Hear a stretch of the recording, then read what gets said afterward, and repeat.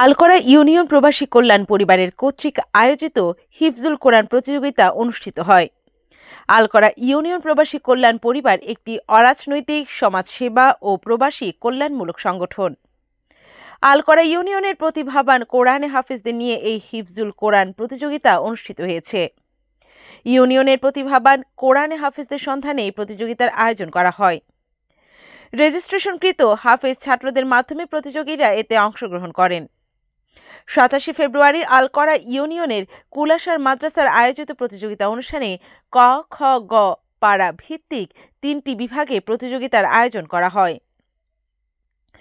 অংশগ্রহণকারী ছাত্রদের মধ্য থেকে 3 বিভাগে 9 জন ছাত্র বিজয়ী নির্বাচিত করা হয়।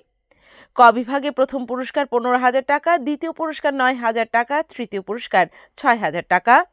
খ বিভাগে প্রথম পুরস্কার 10,000 টাকা, দ্বিতীয় পুরস্কার 7,000 টাকা, তৃতীয় পুরস্কার 5,000 টাকা।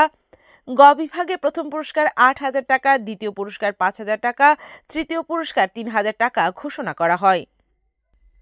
বিজয়ীদের মাঝে আগামী 22 মার্চ পুরস্কার বিতরণী অনুষ্ঠানে পুরস্কার প্রদান করা হবে। বিচারক হিসেবে হাফেজ মাওলানা আশরাফ জামিল এর নেতৃত্বে একটি বিচারক টিম প্রতিযোগিতা অনুষ্ঠানের কার্যক্রম সম্পন্ন করেন। পরিচালক হিসেবে ছিলেন মাওলানা মশিউর রহমান, মাওলানা আবুল হোসেন পাটোয়ারি, মাওলানা হাফেজ শহীদুল্লাহ ফরাইজি। উক্ত অনুষ্ঠানে উপস্থিত ছিলেন আলকরা ইউনিয়ন প্রবাসী কল্যাণ পরিবারের সম্মানিত উপদেষ্টা জনাব এনামুল হক জনি এবং সহসভাপতি জনাব এমডি ইলিয়াস এবং উপদেষ্টা জনাব আবুল খায়ের স্বপন এবং সহসভাপতি জনাব আশিকুর রহমান অপু এবং আলকরা ইউনিয়ন প্রবাসী কল্যাণ পরিবারের সদস্যবৃন্দরা। এ সময় আরও উপস্থিত ছিলেন মাওলানা কুতুবউদ্দিন, মাহফুজুর রহমান, মুজিবুল ইসলাম সহ এলাকার গণ্যমান্য ব্যক্তিবর্গ। জহিরুল ইসলাম সুমন, কুমিল্লা প্রতিনিধি।